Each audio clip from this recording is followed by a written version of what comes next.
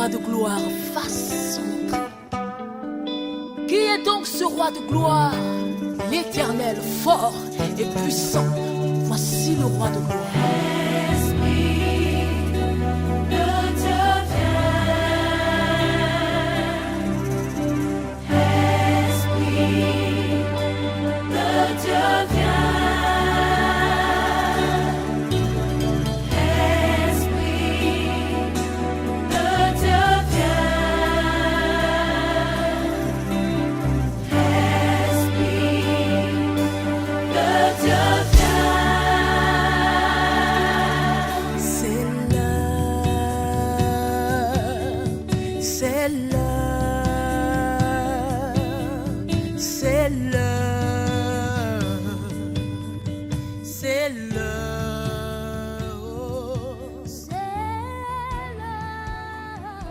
Shalom, bien-aimés dans le Seigneur, sénatrices et sénateurs de l'hémicycle royal.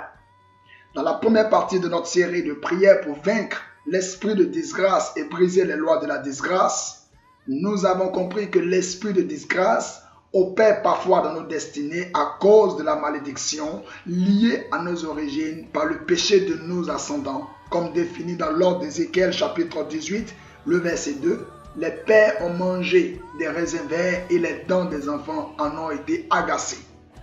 La disgrâce, c'est la perte des faveurs, des bonnes grâces. C'est l'état d'une personne privée de bénédiction. Il est temps de sortir de cet embargo et vivre pleinement le dimensionnel de la faveur. Selon l'ordre d'Éphésiens chapitre 1, le verset 3, Dieu nous a bénis de toutes sortes de bénédictions spirituelles dans les lieux célestes en Jésus-Christ. Fais cette prière d'activation prophétique de restauration des ordres divins avec moi.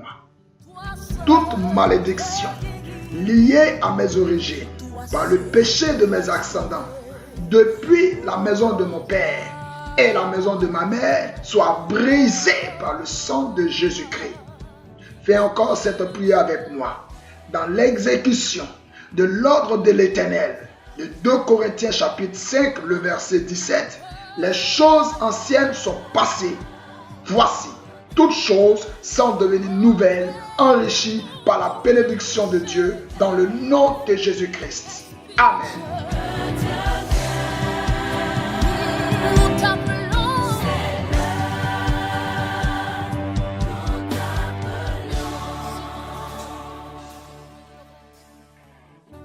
Après le cas de Jephthé, investissons celui de Jaébet. 1 Chronique chapitre 4, le verset 8 au verset 10.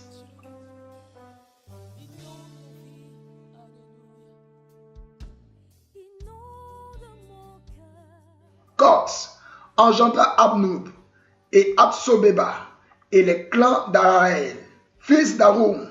Jaébet était le plus considéré que ses frères. Sa mère l'appela du nom de Jaébet en disant: c'est parce que j'ai enfanté dans la douleur. Jaébet invoqua le Dieu d'Israël en disant: si tu me combles de bénédictions et que tu étendes mes limites, si ta main est encore avec moi et si tu fais que, loin du malheur, j'échappe à la douleur, et Dieu accorda ce qu'il avait demandé. Encore une histoire, celle de Jaébet, qui illustre davantage mes propos concernant la malédiction de la disgrâce liée à nos origines. Une femme qui met au monde un enfant et qui, par méconnaissance des lois spirituelles, met la vie de son fils en péril. Le nom Jaébet signifie pénible, douleur, souffrance, casse-pied. Dans la culture israélite, le nom et sa signification sont très importants. Je ne peux décrire réellement les conditions dans lesquelles fut né Jaébet, mais une chose est sûre, le nom que lui donna sa mère révèle la couleur de son âme, souffrance, car sa mère l'a enfanté dans la souffrance. Porter un nom pareil n'était pas aisé pour Jaébet. Imaginons comme on devait se moquer de lui à l'école, dans la ville où il habitait, au travail. Pensez-vous qu'une jeune femme aurait envie de se marier avec quelqu'un qui s'appellerait pénible, douleur, souffrance, casse-pied? Une seule parole chargé de souffrance et de douleur, condensé dans un nom sur la vie de cet homme, a basculé totalement le cours de sa destinée.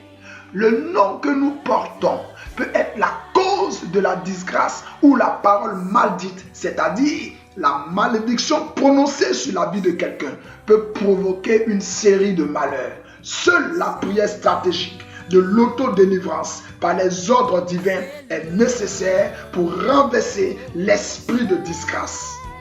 Jéhébed a stratégiquement, par la prière, réinscrit dans ses codes génétiques des ordres divins libérés par Jacob sur la tribu de Juda et ses descendants de laquelle il était originaire. Genèse 49, le verset 8 au verset 12. Les descendants de Jacob seraient forts comme des lions et qu'ils remporteraient des batailles et des combats. Bien-aimés, sénatrices et sénateurs, veux-tu voir une nouvelle saison de grâce? Fais simplement la prière stratégique de l'autodélivrance par les ordres divins que Jabez fit.